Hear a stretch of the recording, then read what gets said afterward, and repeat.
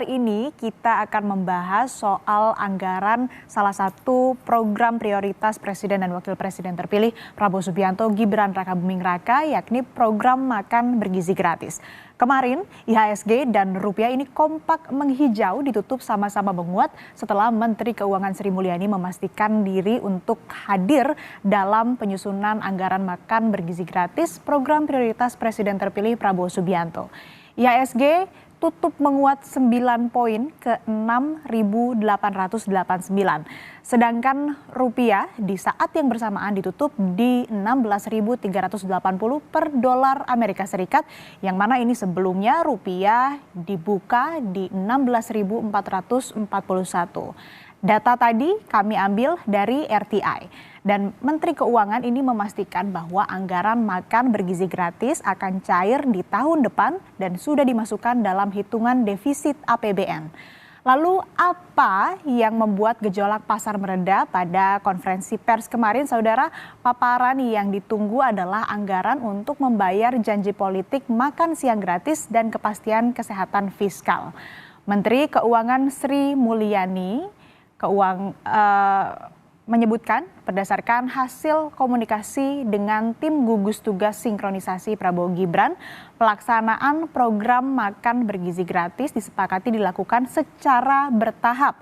Tahun pertama atau tahun depan 2025 anggaran yang diberikan dalam rancangan Anggaran Pendapatan dan Belanja Negara atau RAPBN adalah 71 triliun rupiah. Angka tersebut akhirnya lebih kecil dari hitungan awal tim kampanye nasional atau TKN Prabowo Gibran, yaitu antara 100 triliun rupiah sampai dengan 120 triliun rupiah.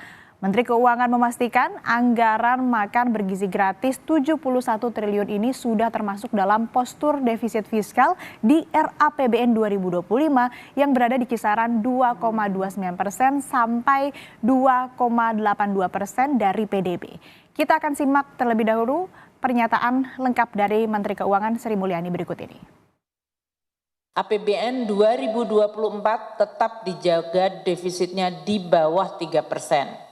Dan ini adalah komitmen yang sama dan kami sudah menyampaikan juga kepada Presiden terpilih Bapak Prabowo, dan beliau juga memberikan assurance atau keyakinan arahan bahwa beliau komit terhadap defisit di bawah 3%.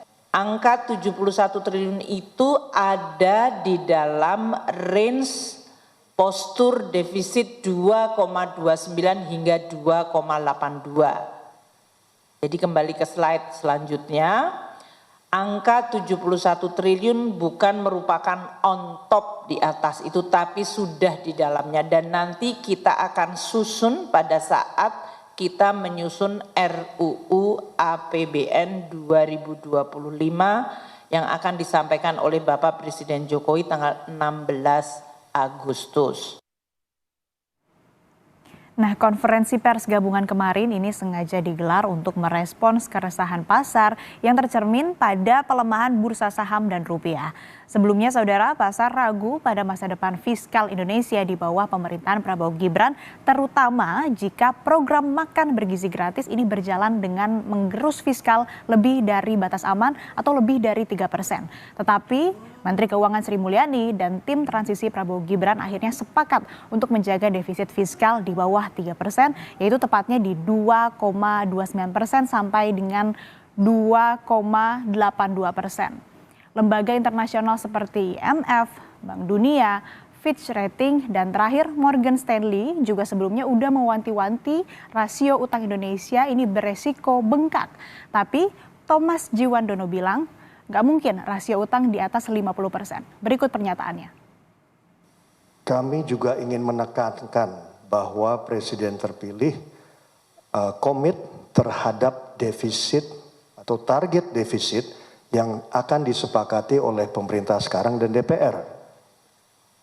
Itu saya rasa mungkin rekan-rekan wartawan selama beberapa minggu terakhir banyak berita-berita. Nah, di sini kami sebagai tim gugus tugas ingin menyatakan secara gamblang bahwa dengan angka 71T tersebut, dengan kesepakatan tersebut, artinya defisit itu, range itu terjamin. Dan rasio hutang terhadap PDB yang pernah mungkin beberapa minggu lalu dikatakan ya kita mempunyai rencana ke atas 50% dan sebagainya, itu tidak mungkin. APBN adalah gambaran antara sosok menteri yang memang didengar oleh market dan akomodasi janji politik pemerintah terpilih tanpa risiko berlebih.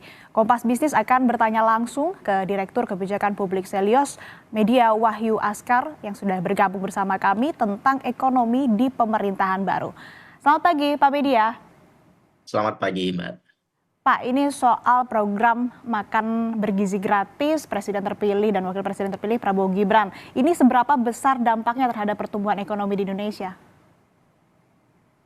Ya, kalau untuk dampaknya terhadap pertumbuhan ekonomi di Indonesia, memang kita perlu menghitung lebih detail kembali ya soal penerima jumlah manfaat dalam beberapa tahun ke depan. Karena tadi juga seperti yang sudah disampaikan, kemungkinan tidak akan dilakukan secara full ya, karena dilakukan secara bertahap. Jadi memang dalam jangka pendek kita belum akan betul-betul merasakan dampak yang signifikan terhadap pertumbuhan ekonomi secara langsung ya. Tapi dengan angka 71 triliun tadi, ya memang cukup jauh ya dari anggaran awal yang sebelumnya sempat didiskusikan di publik. Kita juga perlu melihat kembali berapa jumlah penerima manfaatnya, kemudian kapan akan dilaksanakan, apakah tahun 2024 atau 2025 awal, sehingga kita bisa mengestimasi lebih detail jumlah penerima manfaat dan dampaknya terhadap ekonomi ke depan. Ya, lalu dari paparan kemarin, apakah Anda melihat ada upaya optimalisasi defisit APBN dari sekarang 2,3% ini menjadi 2,8% di tahun depan? Ya, sebetulnya konferensi pers kemarin semata untuk menekan atau meredam kekhawatiran publik ya, terutama banyak lembaga keuangan internasional yang sudah mulai mengkhawatirkan jika pengeluaran program makan bergizi gratis ini menekan fiskal yang sangat signifikan sehingga berdampak kepada stabilitas ekonomi secara keseluruhan. Cuman memang kita belum melihat ya postur anggaran 71 triliun itu. Pertama, berapa jumlah penerima manfaatnya. Yang kedua adalah dari mana sumber adjustment angka 71 triliun tersebut. Jadi kemungkinan besar yang terjadi adalah realokasi beberapa postur anggaran bantuan sosial yang saat ini sudah ada, kemudian digeser ke program makan bergizi gratis ini. Dan ini salah satu yang menurut saya perlu didiskusikan lebih lanjut ya, karena 71 triliun pun itu jumlahnya juga sangat besar. 71 triliun dari total sekitar 490 triliun program bantuan sosial yang saat ini tengah berjalan. Otomatis kalau seandainya sifatnya adalah realokasi dari program bantuan sosial yang hari ini sudah ada, kita perlu melihat kembali program sosial, bantuan sosial mana yang dikorbankan. Karena beberapa bulan terakhir sempat ada diskusi soal penggunaan dana BOS, realokasi pemanfaatan dana BOS, bahkan termasuk diskusinya mengalokasikan sebagian dana desa atau program bantuan sosial yang telah berjalan seperti PKH. Nah, artinya yang saya hanya ingin highlight yang pertama adalah jika sifatnya adalah realokasi program bantuan sosial yang saat ini sudah berjalan, maka kita harus hati-hati karena jangan sampai ini justru mengurangi dampak manfaat bagi masyarakat miskin yang saat ini sudah menerima program bantuan sosial tersebut. Sehingga jika tadi dikaitkan pada dampak ekonomi, jangan sampai justru pergeseran ini merusak progres program pengentasan kemiskinan yang saat ini sudah berjalan, justru dialokasikan kepada sesuatu yang belum tentu berdampak langsung kepada masyarakat. Jadi untuk 71 triliun tadi kita perlu melihat kembali ya rancangan undang-undang untuk APBN ke depan, breakdown-nya seperti apa, untuk kemudian kita lihat sejauh mana program ini bisa memberikan manfaat kepada masyarakat. Artinya memang ini harus diperhatikan lagi, jangan sampai kemudian menggerus dana ataupun juga anggaran untuk bantuan sosial yang memang manfaatnya sudah dirasakan langsung oleh masyarakat miskin begitu. Lalu ini Ya. kalau defisit anggaran dimaksimalkan ke 2,8%, apa konsekuensinya terhadap rasio utang yang saat ini sudah 38% dari PDB dan akan ada berapa triliun tambahan defisitnya? Otomatis dampaknya akan sangat signifikan ya terhadap defisit yang saat ini sudah berjalan. Karena memang di banyak negara program eh, free meal school ya itu memang pendanaannya dibiayai oleh eh, capital dari negara-negara yang memang sudah relatif sangat kuat ya. Jadi memang tidak bergantung kepada termasuk program hutang ya. Artinya ini special case sekali untuk Indonesia. Maka memang saya ada 4 prasyarat yang saya selalu sampaikan di banyak forum. Yang pertama, prasyaratnya adalah programnya jangan mengurangi jumlah manfaat program bantuan sosial saat ini yang sudah ada. Yang kedua, tidak bersumber dari pendanaan hutang luar negeri yang baru. Yang ketiga, pembayarannya harus bersumber dari sumber pajak yang baru. Jadi soal faktor yang ketiga ini yang saat ini belum pernah didiskusikan oleh publik karena pemerintah sepertinya hari ini hanya utak-atik public spending atau dana bansos yang sudah ada, tetapi tidak menggali pembiayaan yang bersumber dari sumber pajak yang baru. Jadi kita harus berdiskusi lebih lebih fair ya, karena jangan sampai justru dengan janji-janji politik program makan bergizi gratis ini justru mengorbankan program bantuan sosial lain yang sudah berjalan seperti yang tadi saya sampaikan.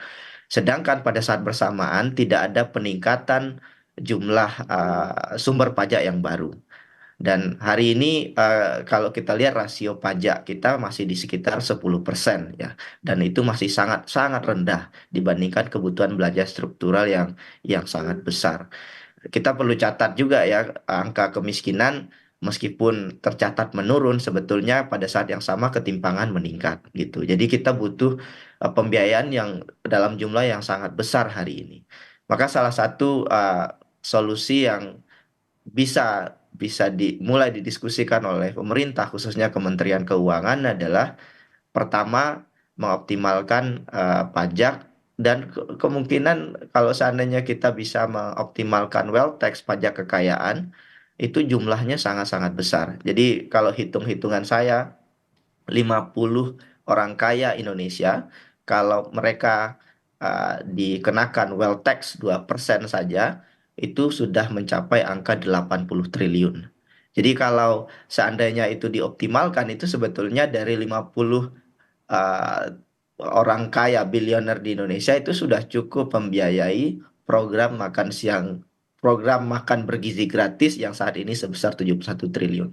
Tetapi ya opsi peningkatan pajak ini nggak pernah didiskusikan hingga hari ini sehingga memang akhirnya hanya utak-atik public expenditure yang saat ini sudah berjalan dan ini berbahaya sekali karena kalau kita lihat dari segi agregat anggaran bantuan sosial Indonesia, itu adalah salah satu yang terendah di Asia. Bahkan kita jauh di bawah Malaysia, bahkan Vietnam begitu ya, untuk alokasi anggaran bantuan sosial. Jadi kalau 71 triliun hanya pergeseran dari anggaran bansos yang saat ini sudah ada, kita relatif berjalan di tempat dalam hal progres pengentasan kemiskinan dan penguatan pembangunan di Indonesia hari ini. Ya, jadi kalau memang mengacu dengan anggaran yang sudah ada saja, kita relatif akan jalan di tempat begitu. Dan tadi yang kalau bisa saya simpulkan, ini rekomendasi yang bisa dilakukan oleh pemerintah adalah optimalisasi pajak tadi yang dijelaskan oleh Anda ya. Lalu Pak, media ini kan kita pernah mengalami situasi yang sama waktu Jokowi menjabat di tahun 2014.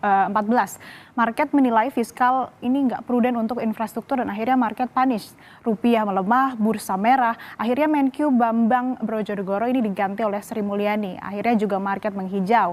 Peristiwa sekarang ini mirip.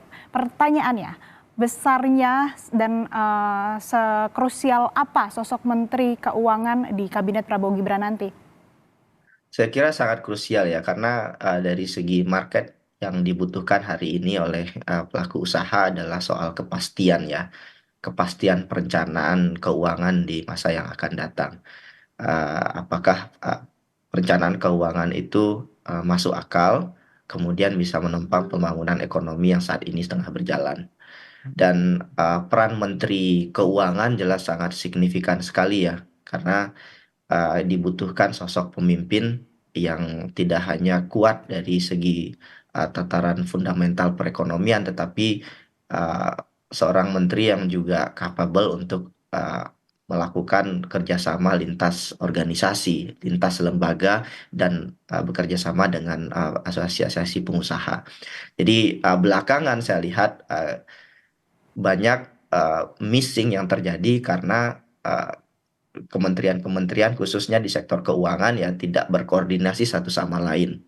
Kemarin contohnya soal Tapera gitu ya. Sehingga kepemimpinan yang kacau baik di kalangan menteri itu justru ya mempengaruhi kepercayaan investor ya. Sehingga memang ada aksi, ada reaksi gitu. Jadi kita membutuhkan kandidat menteri keuangan yang profesional, yang tangguh, tidak hanya kuat secara fundamental perekonomian, tetapi juga mempunyai karakter kepemimpinan yang kuat. Dan tidak mudah terombang-ambing juga ya oleh janji-janji politik yang kemungkinan bisa menggerus stabilitas keuangan tanah air di Indonesia. Karena politisi dengan profesional, khususnya Menteri Keuangan itu berbeda ya. Politisi pengen ngabisin anggaran gitu ya, untuk memenuhi janji politiknya. Tetapi kan seberapa banyak anggaran yang bisa dikeluarkan itu jadi pertanyaan penting ya. Maka bendahara negara dalam hal ini Menteri Keuangan memang posisinya sangat sangat sangat strategis dan ditunggu oleh publik. Ya, sangat strategis, sangat krusial peran dan posisi dari Menteri Keuangan, dan tadi harus sosok yang tidak hanya bisa atau expertise di bidang keuangan, di bidang ekonomi saja, tapi juga harus bisa berkoordinasi, berkolaborasi, dan juga punya jiwa kepemimpinan untuk kemudian nantinya bisa berkomunikasi dengan stakeholder ataupun kementerian terkait lainnya. Lalu kembali ke anggaran 71 triliun rupiah, ini kan sudah pasti, tetapi pelaksanaan dan teknisnya masih dipikirkan. Kemudian muncul spekulasi ini akan ada lembaga khusus. Masalahnya lembaga negara kan biasanya anggaran yang dikelola tak lebih dari 10 triliun. Ada perbedaan leveling antar lembaga dan kementerian. Lalu bagaimana memastikan akuntabilitasnya, Pak Media? Ya, ini salah satu kritik saya juga ya, soal program makan bergizi gratis ini. Pengelolaannya memang harus akuntabel.